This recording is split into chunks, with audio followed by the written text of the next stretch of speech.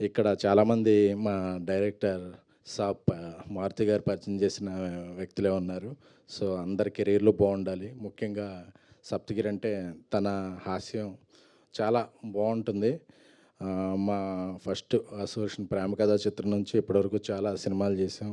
So, అతను ఒకటే చెప్పాడు. మా రాజాసాబ్ షూటింగ్ జరుగుతున్నంత సేపు, "అన్నా నేను చేసే సినిమాలన్నిట్లో పెళ్ళికాని ప్రసాద్ చాలా గట్టిగా సౌండ్ చేస్తన్నా" అని చెప్పేవాడు.